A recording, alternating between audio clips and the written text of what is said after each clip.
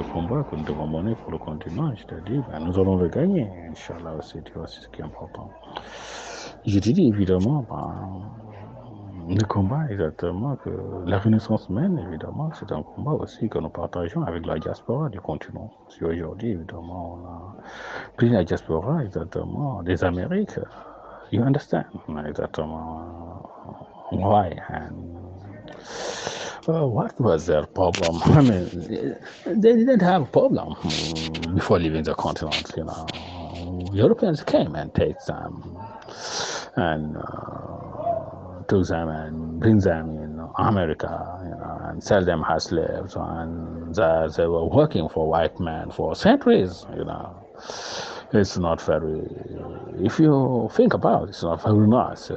I mean, if we were in that place, it shows that we would fight until our death, you know. A lot of them in slaves did that, you know, fighting with white men. You have the case of Haiti, for example, you know, slaves had to put French out because, you know, they were free in Africa.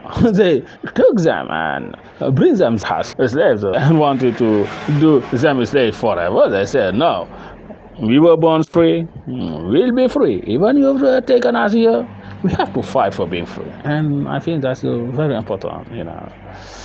Évidemment, c'est ça aussi qui est important. Exactement. Ils n'ont pas accepté, je veux dire, la soumission, ils n'ont pas accepté l'esclavage. Ils sont refusés, exactement. Ils ont fait tout ce qui était de leur possibilité, exactement. Tu vas me dire que parfois, il faut se mettre sur le, je veux dire, à leur contexte, à leurs conditions.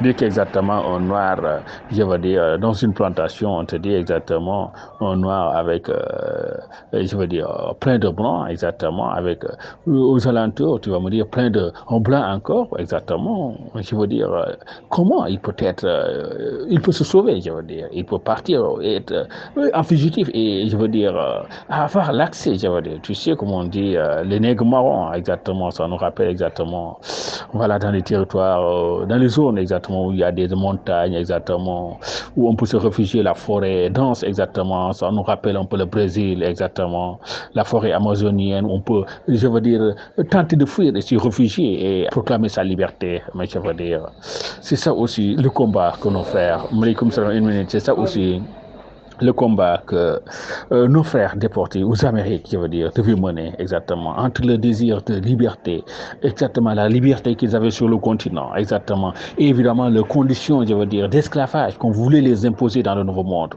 Je te dis exactement, leur dignité humaine faisait toujours qu'ils refusaient exactement la soumission, la servitude, exactement, mais je veux dire, on les enchaînait, on les torturait, on les, il va me dire, marquer même au fer rouge, exactement, pour, je veux dire, leur humilier davantage. Mais je veux dire, ce qui importe exactement, c'est le refus qu'ils ont toujours pris, exactement. C'est leur dignité et leur honneur qu'ils ont toujours proclamé.